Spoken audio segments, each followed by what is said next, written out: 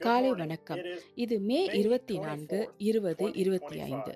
கழுகுகள் ஒன்று கூடுகின்றன. இதோ பிரணாம் கூடாரத்திலிருந்து சகோதரர் ஜோசப் பிரணாமின் கடிதம். இப்போது சகோதரர் ஜோசப். அன்புள்ள மாற்றப்பட்டவர்களே, ஒளிநாடாவை இயக்குவதன் மூலம் நாம் தேவனின் பரிபூர்ண வார்த்தையை கேட்கிறோம். அது ஒவ்வொரு வார்த்தையையும் அதன் ஒவ்வொரு சொற்றொடரையும் நாம் அழைக்கப்பட்டு பாதுகாக்கப்படுகிறோம், நிரப்பப்பட்டு தனித்துவம் படுத்தப்படுகிறோம். பரிசுத்த ஆவியால் நிரப்பப்பட்டு இப்போது கானான் தேசத்தில் ஏற்கனவே இருக்கிறோம். நாம் எதற்காகவும் பயப்படவில்லை, எதற்காகவும் இல்லை. நாம் யார் என்று நமக்கு தெரியும். அவர் நமக்கு கட்டளையிட்டபடி நாம் அவருடைய வார்த்தையுடன் நிலைத்திருப்பதால் அவர் நமக்கு ஒவ்வொரு சுதந்திரத்தையும் விட்டு சென்றதாக அவர் நமக்கு சொல்ல போகிறார். எப்போது அதை செய்தீர்கள் பிதாவே?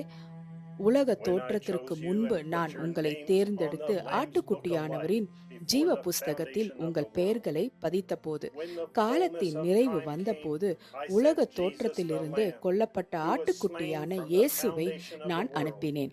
இதனால் நீங்கள் என் குமாரன்களாகவும் குமார்த்திகளாகவும் குட்டி தேவர்களாகவும் உங்கள் சுதந்திரத்தை பெறுவீர்கள். உங்களை பொருத்துவதற்கு முன்பு சத்தங்கள் மற்றும் தளர்வான இடங்களுக்காக நான் உங்களை சரிபார்க்க வேண்டியிருந்தது. சபையில் டேப்களில் என் குரலை இயக்குவது தவறு என்று நீங்கள் நம்புகிறீர்களா? ஆம், நீங்கள் சபையில் டேப்களை இயக்குவது தவறு. அதை கண்டியுங்கள். நீங்கள் சத்தமிடுங்கள். டேப்களில் உள்ள என் வார்த்தைக்கு விளக்கம் தேவை என்று நீங்கள் நம்புகிறீர்களா? ஆம், அதை விளக்க யாராவது தேவை. நீங்கள் சத்தமிடுங்கள், அதை வெளியேற்றுங்கள். நீங்கள் இன்னும் தயாராக இல்லை. நீங்கள் தயாராக இருக்கும்போது ஒவ்வொரு வார்த்தைக்கும் ஆமேன் என்று சொல்வீர்கள். நான் நேற்றும் இன்றும் என்றென்றும் மாறாதவராக இருக்கிறேன் என்று நீங்கள் நம்புகிறீர்களா? ஆமேன். டேப்களில் உள்ள என் குரல் நீங்கள் கேட்க வேண்டிய மிக முக்கியமான குரல் என்று நீங்கள் நம்புகிறீர்களா? ஆமேன். டேப்பில் உள்ள என் குரல் மனவாட்டிகளை ஒன்றிணைக்கும் என்று நீங்கள் நம்புகிறீர்களா? ஆமேன். என் வலிமை மிக்க தேவ தூதர் உங்களை எனக்கு அறிமுகப்படுத்துவார் என்று நீங்கள் நம்புகிறீர்களா? ஆமேன்.